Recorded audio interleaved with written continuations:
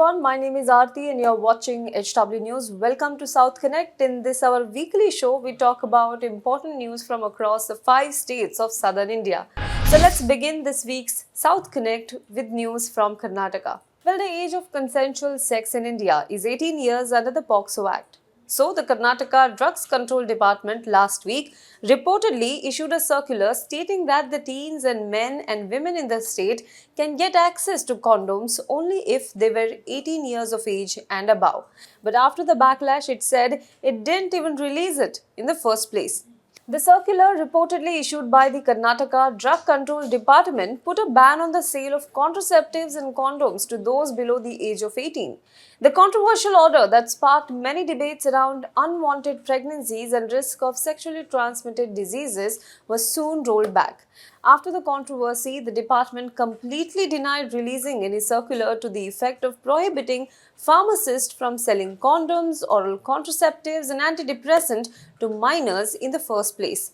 Earlier media reports suggested that the order was issued after State Drug Controller in charge Bhagoji T. Khanapure was quoted as saying that the state government is promoting condoms to prevent sexually transmitted diseases and for population control. However, it is not for teens or school kids. The circular had reportedly been issued after condoms, contraceptives, and cigarettes and whiteners were found in the bags of school students in November last year. This had led to a debate over the age of consensual sex in India. Well, that's a different topic and we will someday talk about it in a different video. But what do you think about this circular? Was it a right move or wrong? Let us know. Now, in another news, in yet another incident, posters were put up outside a temple in Mangaluru prohibiting Muslims from setting shops or trade in temple premises. However, after a matter was brought to notice, the police promptly removed these banners. The posters were put up outside Kadri Sri Manjunath Temple Fair that prohibited Muslims from carrying out trading and business activity near the temple. The banners put up by right-wing outfits mentioned the cooker blast in Mangaluru on November 19th, for which a man named Muhammad Sharik was arrested and alleged that his primary target was in fact the Kadri Manjunath temple. The banner also said that people with such a mindset and those who opposed idol worship cannot engage in trade and business during a fair near the place of worship. The banners also stated that the only traders who believed in the rituals and ceremonies of the Hindu religion will be allowed to continue with trade and businesses at the temple. However, the temple administration, which falls under the Religious Endowment Department, did not approve of the banner that was put up in the vicinity of the temple fair. The police then promptly removed the banners with a view to maintaining peace and harmony in the area. Let's move on to the next state, that is Kerala.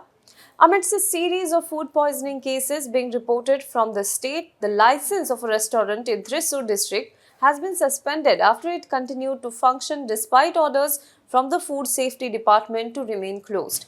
The Food Safety Department had asked for closure due to the unhygienic condition of the restaurant's kitchen. A food inspector told the media that they received a complaint about a food served in the Buhari's Hotel on MG Road 2 weeks back and they collected samples of chicken and sent it for test.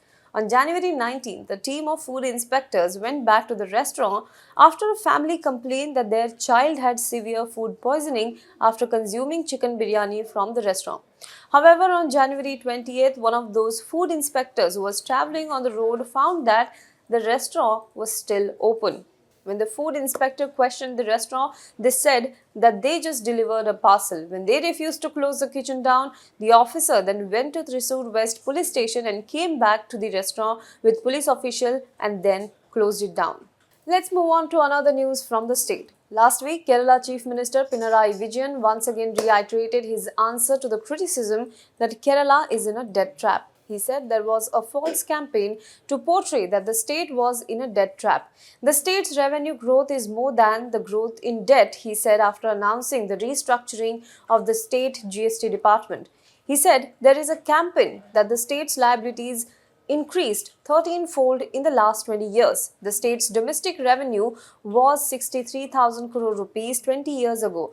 That has risen to over 10 lakh crore now. That is a 16-fold increase.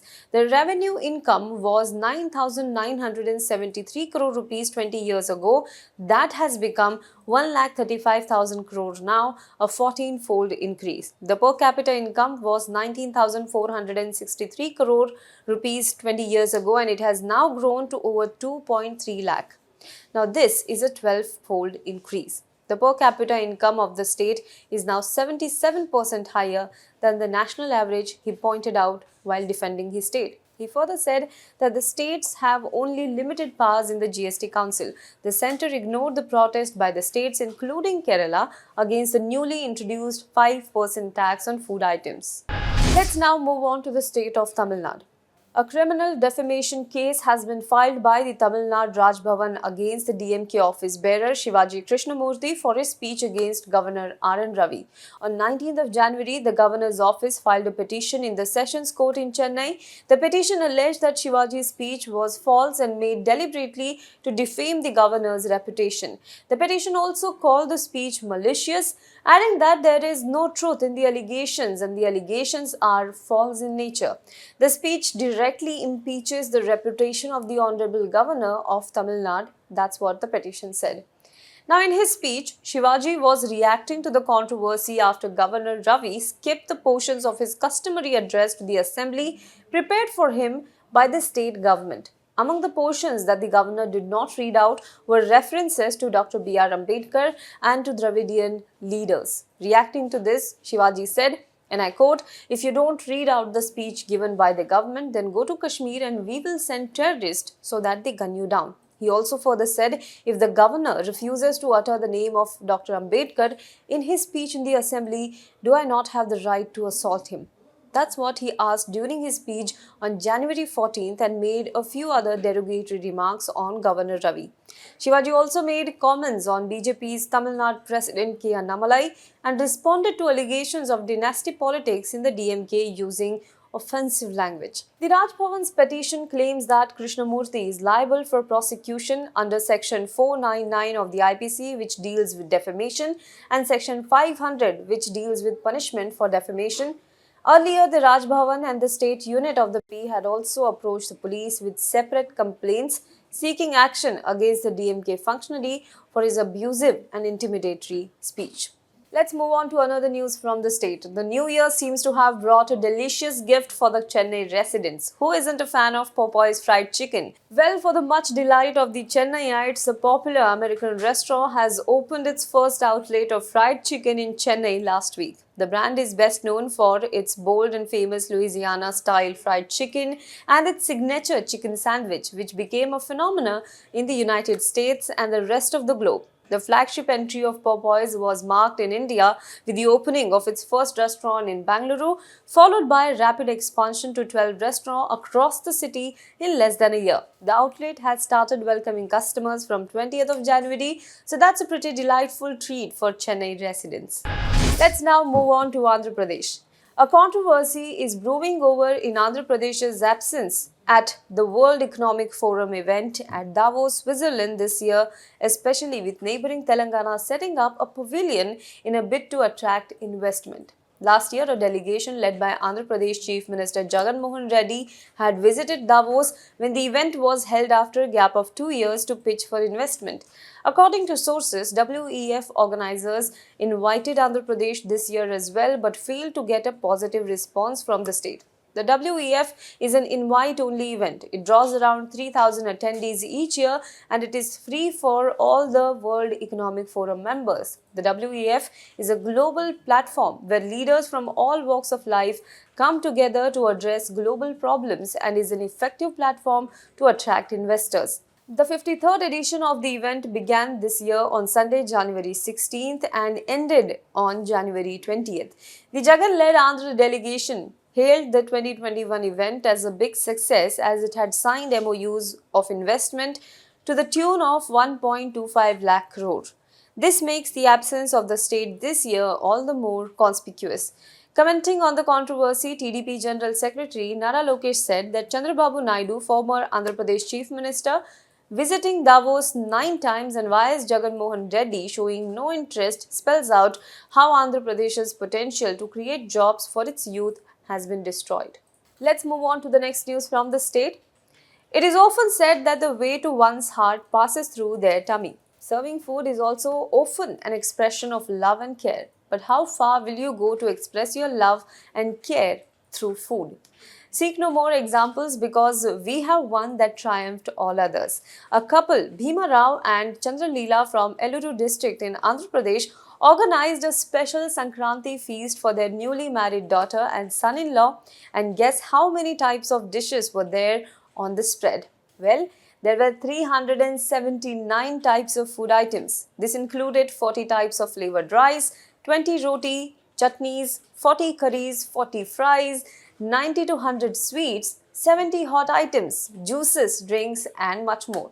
Their son-in-law Murlidhar took to Instagram to share the video of the event. According to some reports, Chandraleela said once the son-in-law had questioned about food culture of Godavari area during his engagement with her daughter.